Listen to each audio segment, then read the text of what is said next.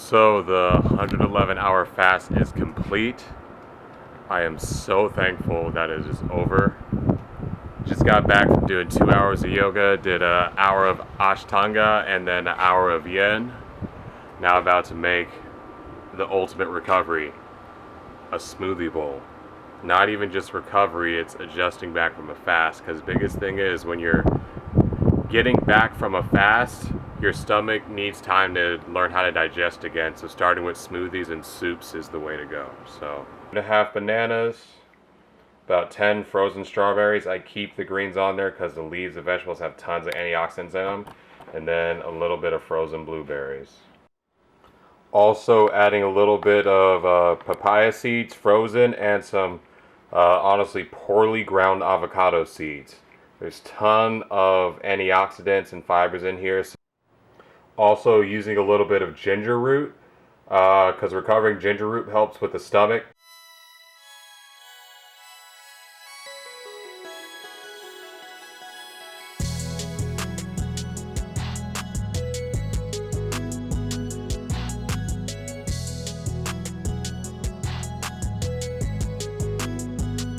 Hope y'all like that smoothie. By the way, like, you could just make that smoothie bowl anytime. It doesn't have to be just when you're breaking a fast. However, when you're breaking a fast, you don't want to jump into eating cooked food. You will adversely experience some stomach pains, especially if you're doing longer term. Like, you could put yourself in the hospital. I'm dead serious. People have died from breaking fast in the incorrect way by like just picking out on food and literally their stomach ruptures. So, on a lighter note, that's why I made these tasty smoothie bowls.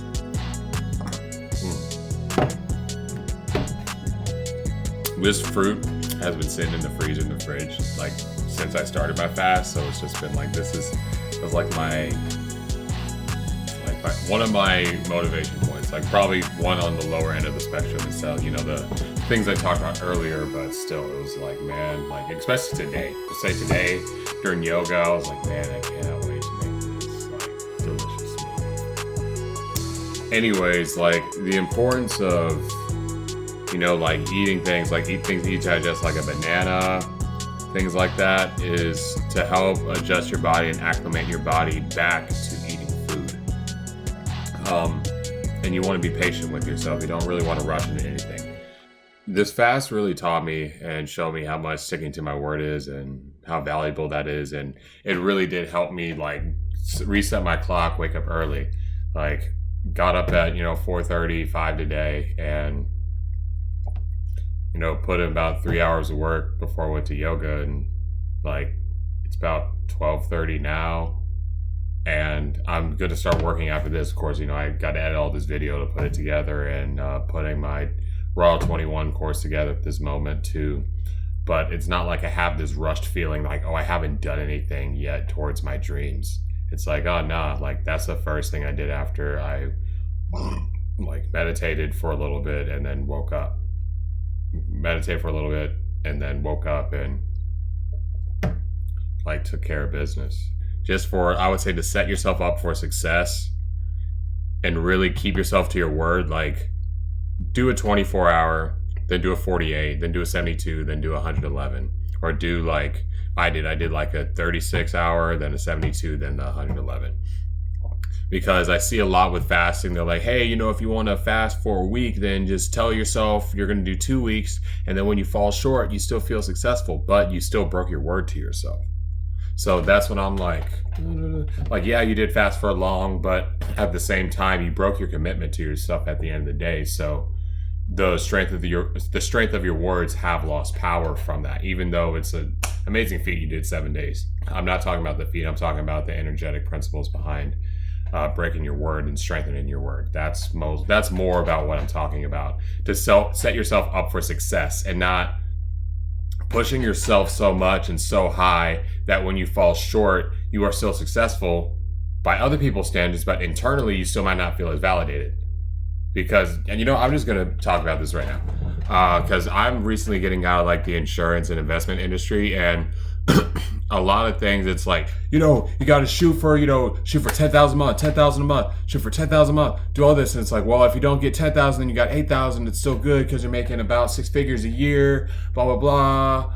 But it's like, well, you shot for 10,000, you fell short, and it's good. But if you're shooting goals and expecting to fall short, and you say that the universe fulfills your wishes, it works differently. You'll see this in my course, Raw 21. The way manifestation and law of attraction, I like to call it the law of cosmic magnetism, really works. It's not just with these words we say. It's the thoughts in our subconscious and the vibration of those thoughts that manifest. So you could say, oh, I'm going to make $1 million a week, but you actually don't believe that shit. You don't. You don't. Like, because there's parts of you and parts of you in your back, in the back of your psyche that you will not acknowledge. When you're not even good, when you're going to look at a price on Amazon and get something, you're going to be telling yourself that you're going to make $1 million a week or 10,000 a month. You're not in that mind state. You're not in that mind state when it's like, oh, you're going to do this. Or it's like, oh yeah, I'm going to go out, I'm going to work out every day. And then where it's like, okay, you find yourself maybe working out every day for a little bit, then you fall off. Instead of setting yourself up for success for doing 2 days for a few weeks, 3 days, and 4 days, and then build up to 7 days if you want to. But I feel like that's completely unnecessary and leads to a workout addiction, was another completely story. But going back to what I was saying, when it comes to the words you say and the strength that they carry, especially when it comes to, the law of cosmic magnetism, it has a lot to do with your subconscious mind. It's mostly to do with your subconscious mind. That's like 80% of the equation. 10% of the equation, your conscious mind and what you're saying to yourself, what you say out loud. Because I even say what you're thinking, that's a part of your subconscious. You have some about it, but your brain is very much like a mechanism. It is a machine. So that's the part of, I personally, I throw that into the subconscious, because as you retrain your thoughts, you are retraining your subconscious for the way that operates. You're rewriting the computer for the things that run on the background, those different tabs that are open and still functioning when you're right here listening to me at this moment. And the other 10% is your actions, like what you're actually doing. You can say all this stuff, you can want all this stuff, but are you actually doing the fucking work to make those dreams happen? Because if you don't do anything, then that's just very poorly wishfully thinking. It's different than like wishfully thinking and acting towards it, but wishfully thinking and then sitting and binge watching Netflix for 2 months, that's not going to do anything. Like that's actually not going to do anything. Opportunities still will come up, but guess what? When they come up, you are not prepared for it. You won't even recognize it as an opportunity because you saw and you scrolled past it on your Instagram. You saw and you scrolled past it on Facebook, or you saw this person or they're with you in a yoga class. You saw this or blah, blah, blah. You got in a conversation, but they dropped those keys in front of you, but you didn't even have the intelligence to recognize they were key because you were looking for 3 prongs when it was actually something that was like a touchpad or something like that. Something completely different. But if you knew and you were actually working for it every single day, you would recognize and you would be operating at that frequency to be able to receive that message. 111-hour fast. I highly recommend it. Helps get that mind clear, get your habits straight, and keep you strong to your word. Have a great day, and namaste. Dude, I'm about to chow down on this smoothie bowl. Oh, have a great day. And I wish you success in your endeavors, and that you find a true source of self-love that is defined by your character.